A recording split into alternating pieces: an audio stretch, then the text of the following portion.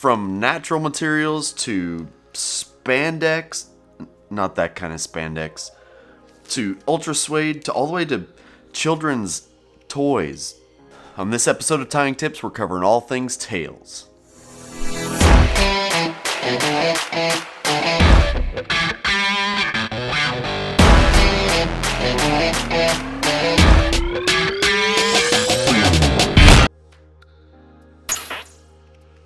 So first things first, we're going to do the giveaway for the previous Tying Tips video. The winner is Johnny Lightning. In all seriousness, this guy has been in the comments section of my videos for years. I think he's been around a long time. So Johnny, shoot me a message, get a hold of me somehow, and I'll send you a care package. For your chance to win a random care package, whatever I just throw in a bag. Cool stuff. Cool stuff. Subscribe, like, and comment on this video, and I'll pick a random comment to send stuff to. So yeah. Next thing, if you follow my Instagram, you'll know that I recently did a drop. So basically what I'm doing is taking a knucklehead or a knuckle deep, and I'm tying it in color combinations that I really like color combinations that I carry, but is not carried by Montana Fly Company or in fly shops at all. So this fly drop sold out in like a matter of hours. It was ridiculous, and I want to thank you guys for jumping all over this fly drop. The first color combination I call Spooktown, and it was really good. I have another drop coming out really soon, and these will only happen on Instagram. So follow me on Instagram, and I do little lead ups to the drop. So I kind of let people know when the drop's going to happen. When these flies sell out, they're gone. Period. Look out for a drop coming soon. So when it comes to tails, I think everybody's main tail that probably pops in their head quicker than anything is marabou. Marabou comes in a ton of colors. It's super easy to tie in. There is nothing to tying marabou in. I guess you could tie it in wrong. You'd have to try. I don't know. Maybe put too much or not enough. You can't go wrong with marabou. So its ease of tying in is probably one of the better parts of it. It moves great in the water. It's really durable, but it can get a little heavy. So like if you have a bunch of marabou on a fly and a marabou tail and all this, it's gonna soak up water, gonna get a little heavy, but I mean if it's just a tail, I really can't take that away from it very much. It's great stuff. Sticking kind of along the same lines as the marabou, but completely different. Never mind. Another natural material that you can use for tails is schlappen. I'm a huge fan of a schlappen tail. A good schlappen tail is, I think, the best swimming tail ever. Schlappen is fantastic. Little to no drawbacks. Actually, the hardest part about schlappen is probably getting it tied in right. But once it's on your fly, I think it's probably my favorite tail material. You just get so much swim out of it. It's just beautiful to watch swim. I love schlappen. This video is brought to you by Skillshare. Skillshare is an online learning community with thousands of online classes and members across 150 countries who come together to find inspiration and take the next step in their creative journey. I just found out a couple weeks ago that myself and a few of my buddies were drawn to float the Smith River in Montana this year. Like I said in the previous video, I am looking to get back into photography.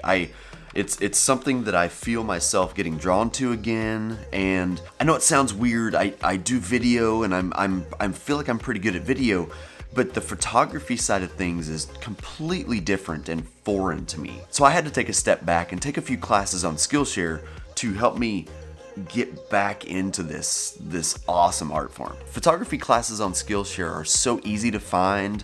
There's a lot of them, and they're really well done. The first 1,000 people to use the link in my description box or my code FlyFishingTheOzarks will get a 1-month free trial of Skillshare. So thank you Skillshare for sponsoring this video. And my viewers, jump on this opportunity. It's free and easy, and it's a lot of fun. Up next is what is kind of commonly called Ultra Suede now. Used to be chamois tails like several years ago when people were actually cutting a chamois cloth and making tails out of it. I don't know if that's a thing of the past or what. I don't do that anymore just because there's so many different kinds of Ultra Suede tails on the market. Yeah, I just don't cut them up anymore. I just don't do it. Obviously, since the main part of the chamois tails or the Ultra Suede tails is like a flat material, you have unlimited kinds of shapes and sizes and everything like that for these materials. There are tons of different kinds of tails. There are Reaper tails that are just like a paddle. There's that little thing. Flyman has their frantic tails. Hairline's magic tails. A very real looking tail. Again, great movement. Super easy to tie in. All of these are about the same to tie in. There's just nothing to it. Fairly recently, Pat Cohen has started to do some tails that are obviously really cool. Everything he does is really, really cool. So he's got some big attractor tails. And he also has the CGH swim tail, which is what I call a paddle tail. This one takes a little bit of putting together, and I'm going to cut away and kind of show you how to put these things together. So to put the Cohen CGH tails together, you're going to need some super glue and of course the tails. First step is to put a little super glue on the arms right here. And now you're just going to fold them over together. So after the first step, you end up with something that looks like this. For the next step, I'm going to put some super glue on the inside of the arms that we just glued together. So now I'm going to fold this flap straight up to where these arms are dead in the middle of that.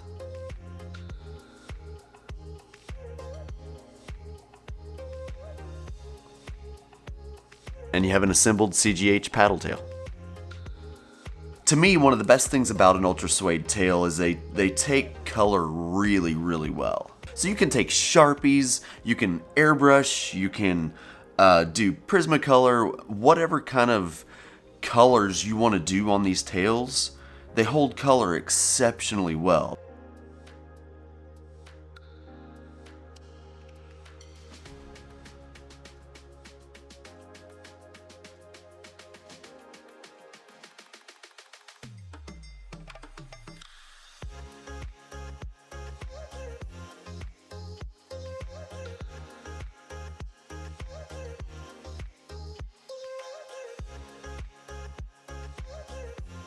Now, I'm not going to say they're not going to bleed in your box a little bit. Now, like after you get done fishing them, you let them dry first, and then you can put them back in your box. Don't put them in your box wet. Probably going to get some bleed. Just FYI. Next up are Pacioretty tails. A little shout out to the homeland. These are easily my favorite synthetic tail right now. They have these big gnarly dragon tails. They also have them in medium. He also has several different styles of this. He has some that have double tails, some just single wiggle tails, and the wave tails. The wave tails are probably the most underrated. They are super, super cool. Real easy to work with. They are bulletproof. They're like a lycra material. All these are like a lycra material, spandex-y type of material. They have some that are super flashy, some that are not flashy at all. These are so much fun. They really, really are. One of the coolest parts about these tails is you can interchange them. You can literally change the tail on your fly in the middle of fishing. It's pretty crazy.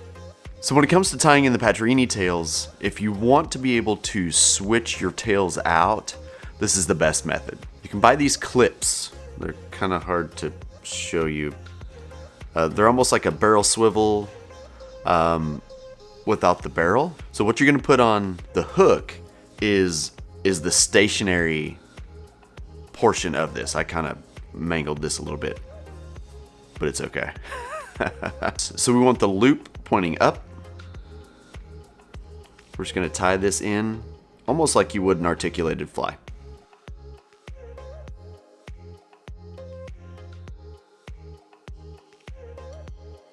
So for the next step, I'm going to put this whole thing in the vise with the clip portion going forward. Start my thread wraps behind the clip. And you want to stretch these tails out. They get so much more movement if you stretch them than if you don't. So now to add the tail, I'm going to put it on at an angle, and I just want to grab the corner portion right there with my thread.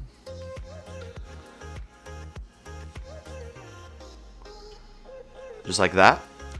And then wrap it back over itself.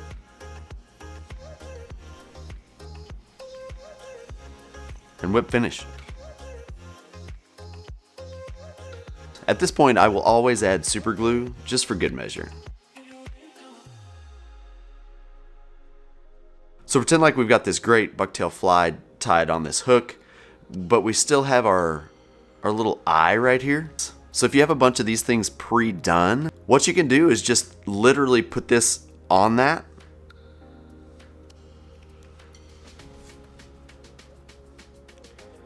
And you're good to go. So you could have white pre-tied to where you can just throw it on there. You could have these wave tails pre-tied so you can put them on there. All sorts of different kinds. But I'm pretty partial to this dragon tail. I just love these things. And last, and I'll just be honest, probably least, are dragon tails. I think the last one I tied was still from the stash that I stole from my kids before they were dragon tails, and they were these weird tricky worm things. I still have several of these. I'm just not a fan. They're not very strong. They soak up some water. They do move really well in the water, I'll give you that. But I'm just not a big fan. I think you can get a more durable tail out of schlappen, or a wave tail or something. I'm just not a fan. So I'm really not even gonna cover them that much. I mean, I don't. So that about wraps up this video. You know, tails can be as boring or as cool or fun as you want them to be. They're absolutely necessary when it comes to streamers, be it small streamers or big streamers, whatever you're gonna tie. But I hope you've gotten something out of this video. You know, you don't have to stick with a boring tail, or you can try something new to get a little bit different movement out of your fly. But I'll tell you right now, these new school tails are a different level. I just spit everywhere. The shapes and colors and movement of this stuff it's unmatched, and it's so fun. So fun. Go give them a shot. You'll thank me.